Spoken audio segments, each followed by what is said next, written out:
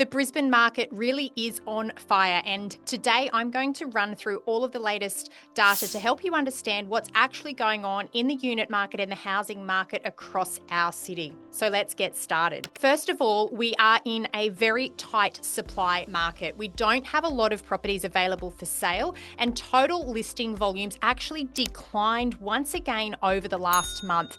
This also resulted in fewer new listings coming to the market, and because of the lower volume of properties available for sale at a time where we've got heightened demand, this is one of the reasons why we continue to see that upward pressure on prices. When we look at sales volumes over the last 12 months, we've actually seen a small decline here in Brisbane. Negative 4.2% has been the change in sales volumes over the last 12 months. Now, a lot of that has come off the back of fewer properties available for sale, so fewer properties transacting. It's not a reflection of the demand that is in the market, because we are seeing most properties sell with multiple offers or multiple registered bidders if it is an auction campaign.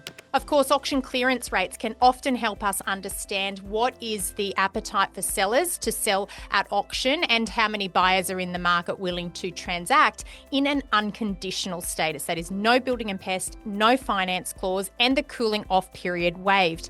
With auction clearance rates across the month of November escalating to 73.9%, we saw an increase in the number of auctions or number of properties transacting via auction over the last 3 months. So this is an indication of just how much the Brisbane market is heating up. And by comparison, this time last year, auction clearance rates were sitting between 50 and 60%. So you can see just how much heightened activity there is in the auction market right now. Additionally, days on market currently sitting at 21 days. Now, this is similar to last month. We are seeing that days on market indicator reflect that unconditional status more so than the number of days before a contract is entered into. And we know that based on our on-the-ground knowledge of how quickly properties are selling. It's not uncommon for properties to be listed on a Wednesday or a Thursday and to be under contract either the Saturday or the Monday following. So that shortened days on market has created some urgency in the market, and typically a contract period would be anything from 7 to 14 days, sometimes up to 21 days,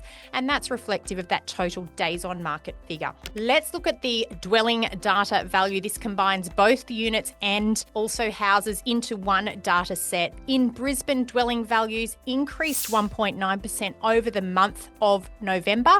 This is according to Cotality data. Quarterly, we've seen a rise of 5.5%, and annually, that's up 12.8% across Greater Brisbane. Brisbane leads the East Coast capital city markets in terms of dwelling price growth, with Sydney lagging at 0.5% monthly change and Melbourne also lagging with 0.3% monthly change. The other smaller capital city markets, including Adelaide and Perth, also showed some really strong results over November, as well as Darwin up in the Northern Territory. In terms of price growth segmentation, there is a clear narrative evolving here in Brisbane. When we looked at this data just 3 months ago, it was clearly the lowest 25% of property values that were moving the market at the greatest pace. Now, whilst that is still the case here in Brisbane, with 5.4% quarterly growth in the cheapest or the lowest 25% of property values, what we've seen in the last couple of months is a rapid escalation in the middle segment of the market and the upper segment of the market, so that the gap in price growth is actually closing across all segments of the market. So the middle 50% of property values actually shifted 5% over the last 3 months, and the most expensive segment of the Brisbane market, they are the top 25% of properties in terms of transaction values, they shifted 4.5%. So this is a narrative where we're seeing all segments of the market here in Brisbane grow fairly rapidly over the last quarter. Looking at house price growth, this tells a story of which segments of the market outperforming compared to dwelling values as a whole. In Brisbane, house values shifted 1.8% throughout the month of November. This equates to quarterly growth of 5.3% and annual growth of 12.2%. Brisbane sitting as one of the top 4 capital city markets, behind Adelaide, which shifted 1.9% in the house market over the month of November. Perth shifted 2.4% and Darwin shifted 2.1%. Now, compared to other East Coast capital city markets, Melbourne shifted only 0.3% in the house market and Sydney 0.4%. So Brisbane well placed for some strong capital growth in the future in terms of the house market, and a lot of that more recent growth has come from that house market being the middle and upper quartiles of the market.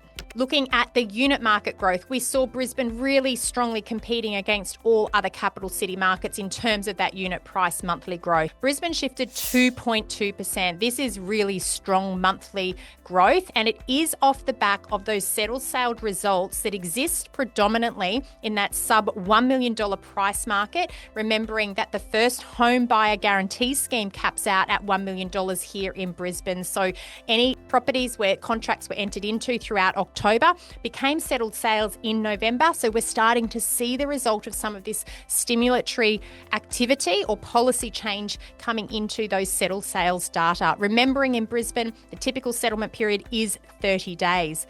Now, Brisbane fell in second place in terms of monthly value changes. Right now, the median value for a unit in Greater Brisbane is $792,896. So it's not going to be a surprise to us if next month the median unit value here in Brisbane surpasses the $800,000 threshold. Looking at Proptrack data, we would like to think that all of the data houses produce similar results. We know that dwelling values recorded a positive change according to Proptrack data of 0.6% throughout the month of November. So Proptrack also supporting that positive growth story here in Brisbane alongside that totality data. When we map out the monthly value changes here in Brisbane, you can really see how different segments of the market are performing. Those light blue bars represent the unit market. They are attached dwellings, either units or townhouses. And then the dark blue bars, they represent the housing market.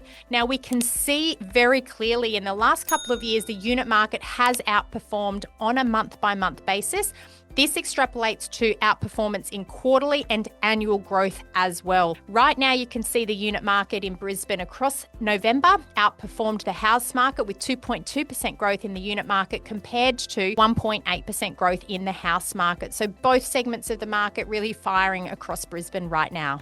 Let's look at the 12-month changes in capital city markets throughout the country. Brisbane, clearly one of the top 3 capital city markets when it comes to both house price growth and unit price growth over the last year. Brisbane has seen an increase of 12.2% in house values over this period of time and an increase of 15.8% in the unit market. The unit market is the leading unit market across all capital cities throughout Australia, whereas the house market sits in third place in terms of overall growth performance behind both Darwin and Perth on an annual basis. This puts Brisbane in one of the top 3 categories for both sectors for the last 12 months. Now looking at quarterly growth over the last 3 months, we can see Brisbane has shifted 5.3% in the house market, and in the unit market, which has outperformed, we've shifted 6.3% throughout the last 3 months. Now, Perth clearly surging ahead there. Brisbane sitting in second place behind Perth in terms of unit price growth.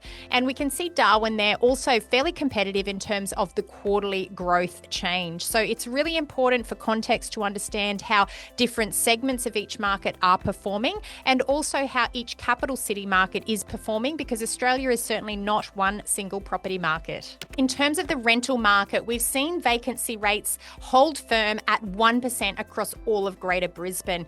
This really is a story of very low supply of rental properties, which simply means that the number of properties that are available for rent at any particular point in time is well below where that long-term trend sits. A vacancy rate of between 2.5 and 3% would be considered more standard based on long-term trends. And in that environment, there's an equal number of properties available for rent as there are tenants looking for properties.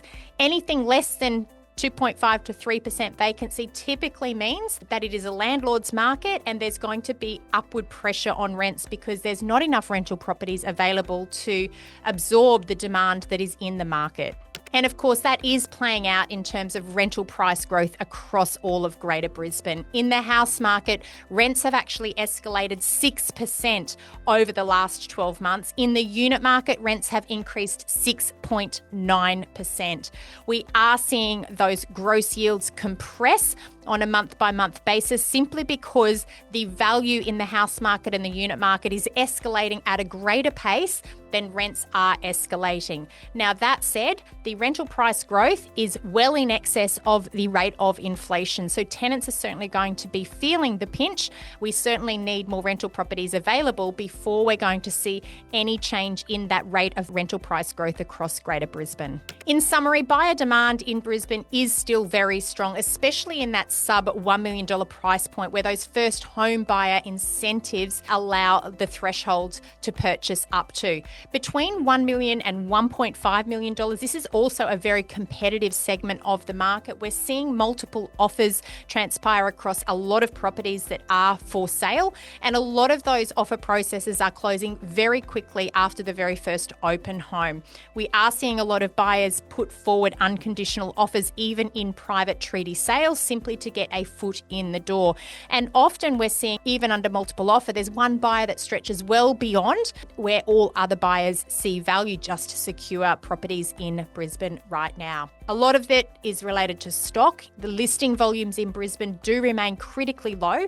There is a lack of supply, and that's putting upward pressure on prices simply because there's a lot of competition in the market. And this is across all segments of the Brisbane market right now. Units continue to outperform the housing market here in Brisbane. Units also deliver a higher gross yield, but they've seen really strong capital growth. And in the last 2 years, they've certainly outperformed the detached dwellings in terms of the single lot homes in Brisbane as well. Please connect with us by scanning on the QR code below. There's a lot of free resources available to you. Don't forget to hit subscribe and like this video content so that others can also share in the content that we produce. Thanks so much and bye for now.